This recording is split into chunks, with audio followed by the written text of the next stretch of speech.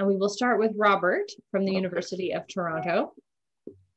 And he is going to tell us about age-related differences in visual-vestibular integration over time of exposure in VR-simulated driving environments, or the vestibular system for short. Okay, so let me just, we had it working. Okay. We did. Oh boy. Okay, can everyone see just the slides? Yep, looks good to me. Okay.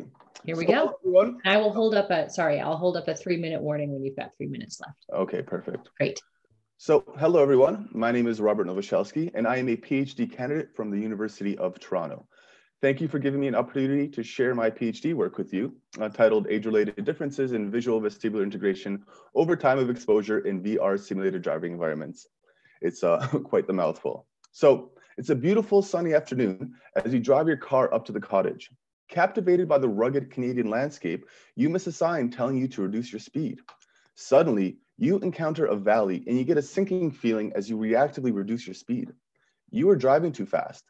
But how is it that your brain knew? So this feeling is in part caused by the vestibular system. It's one of the many sensory systems that allows us to judge our own movements while driving. The vestibular system are organs in the inner ear that detect acceleration using hair cells, and along with vision and other sensory inputs allows us to perceive our own movements through space. Self-motion perception while driving is dependent on the optimal combination and integration of relevant multisensory information. However, of all the sensory inputs that have been studied in the context of driving, vestibular cues are amongst the least studied. Like all of our sensory systems, vestibular functioning, processing, and perception have been known to change throughout the lifespan, with adults over the age of 60 exhibiting an estimated 25 to 40% reduction in vestibular hair cells compared to younger adults. This leads to changes in behavior in the context of balance and mobility, such as slower gait speeds, as well as an increased occurrence of negative events, such as falls. Furthermore, age-related changes to vestibular functioning have been found to lead to abnormal gait stabilization and increased perceptual thresholds for acceleration. But it is not clear to what degree these changes affect driving performance and safety.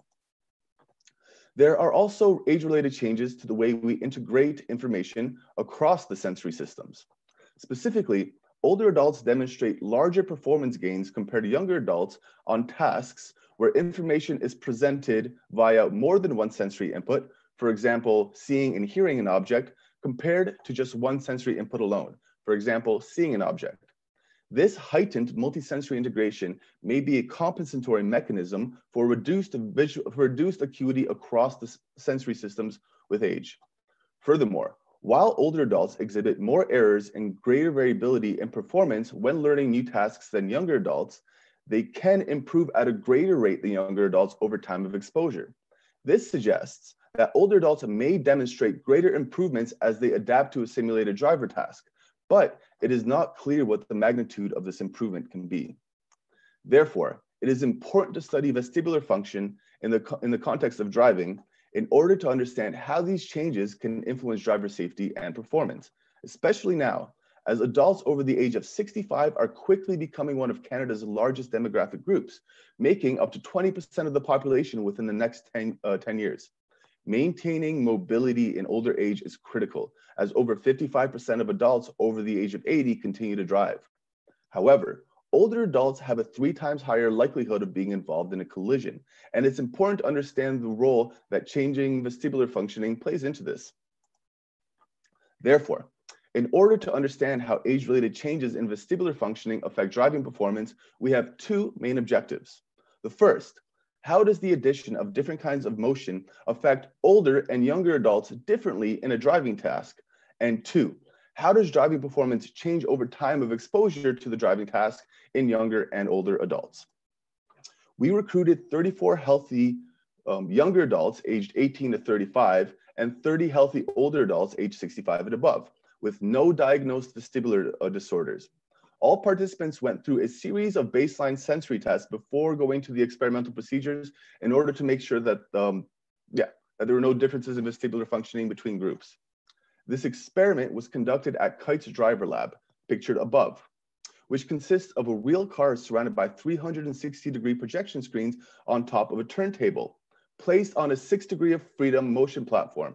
This allows for the ability to stimulate the vestibular system precisely and systematically in a highly controlled manner.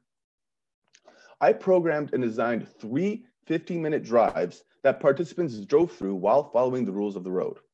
Each drive was comprised of rural, urban, and suburban environments, which included curves, turns, hills, and intersection, and these elements can be seen in the slide above. We collected data on mean speed, speed variability, lane positioning, lane departures, and steering revolutions. The reason why we chose these measures is because they provide information on how well or how poorly participants drove. For example, greater speed variability would reflect poorer driving performance. Participants were then randomly assigned into one of 3 groups based on the type of motion they were exposed to. And the first condition is the fixed base condition, where participants did not experience any kind of motion. As you can see here, the vehicle does not move as it enters the turn. The second condition was the turntable condition. Participants were exposed to rotational motion, which provides information about turns and curves in response to steering behaviors. As you can see here, the vehicle rotates as it moves to the curve. The third condition was the full motion condition, which, in addition to rotational motion, provides information about forward, backwards, and up-down acceleration and deceleration. In this video, we can imagine the vehicle moving through the same turn, but the motion platform adds a more compelling and realistic sense of motion. For our procedure, we had everyone first drive through our fixed base condition before moving on to their respective motion conditions for the second and third drive, allowing us to conduct analyses on the effect of adding motion, as well as how performance changes over time of exposure, using both between subjects and within subjects analyses where necessary. We had 3 hypotheses in this research. The first is that younger adults will have better overall driving performance than older adults. The second, there will be an additive and beneficial effect of motion on driving performance, going from no motion to rotational motion and no motion to full motion, with older adults demonstrating larger improvements in driving performance. And the third is that older adults will demonstrate a larger improvement in driving performance than younger adults over time of exposure. Before analyzing our driving performance metrics, we wanted to make sure that younger and older adults did not differ in their baseline sensory data between conditions. We performed 2 additional sensory tests measuring vestibular functioning in order to provide evidence to suggest that older adults did in fact have age-related changes to vestibular functioning. Our posturography data, which can be seen in the top left of the screen, measured the stability of one's posture. It was found that older adults had less stable posture overall with both their eyes open and with their eyes closed. Our analysis of the dynamic visual acuity test, which assesses the vestibular ocular response during perturbed head movement, found that older adults had greater declines in visual acuity during head movements horizontally and vertically. This suggests a poor vestibular ocular reflex, which is highly reliant on vestibular functioning. So our main objective was to investigate whether the addition of different kinds of motion affect driving performance and whether these effects are different in younger and older adults. Every participant drove in the fixed base condition in drive 1 and then in their respective motion condition in drive 2, with the fixed base group acting as a comparative control. Our findings demonstrate 2 important trends. The first is that the addition of motion generally improved driving performance, or in the case of the 2 graphs on the left, lowered speed variability for both older and younger adults in the turntable and in the full motion group. This was, however, not the case for the fixed base group, which can be seen on the right. For our second observed trend, we found that the addition of motion affected younger and older adults differently, with older adults benefiting more from the addition of motion than did younger adults. However, this depended on the type of motion being added and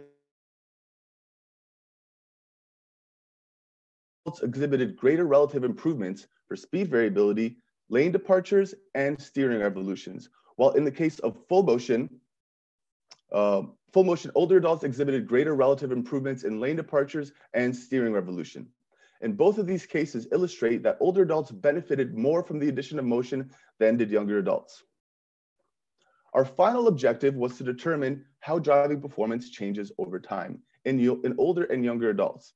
Broadly speaking, we found that younger and older adults demonstrate what can be described as improvements in driving performance over time of exposure, regardless of motion condition, with older adults generally improving more drastically than younger adults. This can be observed in the graphs above, where older participants had higher speed variability and speed revolutions and lower mean speed in their first drive, but then improved their performance for each drive over the course of the experiment. So we can see a greater relative decrease in speed variability on the two graphs on the left and an increase in mean speed on the graphs on the right, all of which suggest an improvement in driving performance. We found a main effect of age, exposure, and interactions between age and exposure for each of our dependent variables. As hypothesized, older adults exhibited poor performance on their first drive, but demonstrated larger improvements in performance over time. We had two objectives in conducting this research, and we were able to answer both questions. With regards to how the addition of different kinds of motion affect older and younger adults differently, we found that motion leads to better performance overall in younger and older adults, but that older adults demonstrate a greater improvement than younger adults. This finding is consistent with the literature, where older adults experience a multisensory enhancement. With regards to how does driving performance change over time of exposure, we found that older adults exhibit greater improvements in driving performance over time, despite driving more poorly overall. These results are also consistent with the literature. But this research has some important limitations, however. With regards to the effect of adding motion, we do not know if this improvement in performance was a result of adding motion cues specifically or motion cues generally. Future studies can address this by utilizing a within subjects design where each participant experiences all three motion conditions. With regards to the effect of exposure, participants all began driving in the fixed base condition before moving to their respective condition.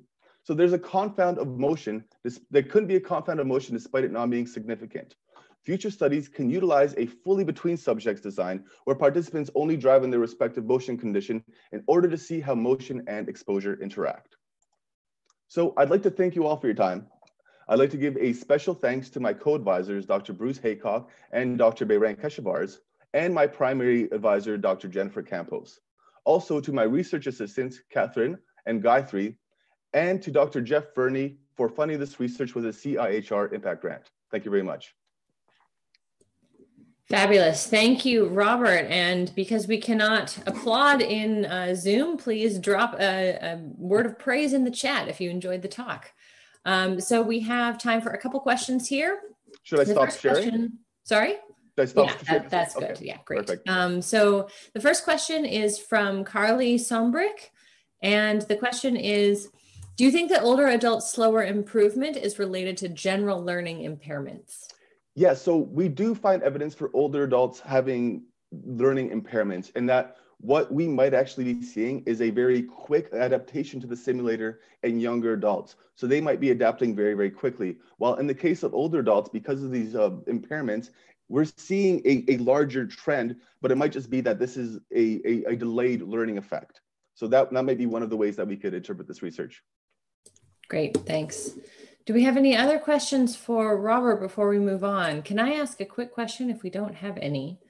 I was wondering, you have these measures of vestibular precision and ocular precision. Yes. And normally in a multisensory case, you might have, you might do kind of a Dora Angelaki experiment where you kind of like have like an optic flow and you move the person through on like a kind of platform. And then you can get a measure of like the actual like optimal or suboptimal cue combination, like an Ernst and Banks kind of approach. So do you have any plans to look at how that kind of mathematical approach might interact with your more realistic naturalistic tasks? Yeah, I definitely think like these are dynamic visual acuity and posturography. They're really proxies for vestibular functioning. We don't really know. They could only suggest it. So perhaps by adapting more sophisticated models or a greater battery of tests to really look into vestibular functioning, will we be able to make these changes? Because it's not just vestibular functioning, like older adults experience changes all across. So the degree to which we could really point to vestibular functioning as as the driver of this effect still needs to be worked out a little bit. Like, this is still the first research we've done using this paradigm. So we really expect that this will evolve and develop as we continue researching this. Cool. I'd love to talk to you more about that, actually. Yeah, me too. Thank you. So, we're setting up for the next talk. Jessica, why don't you go ahead and get set up? There is one more question from Carly Sombrick.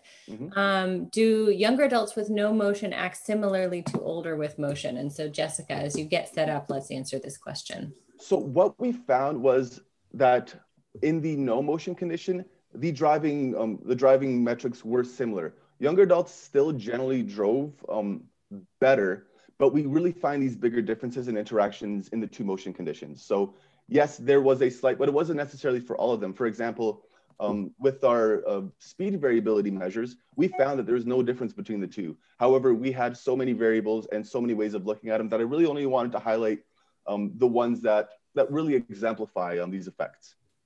Great, thank you. If other questions come in, you can feel free to answer them in the Q&A box directly.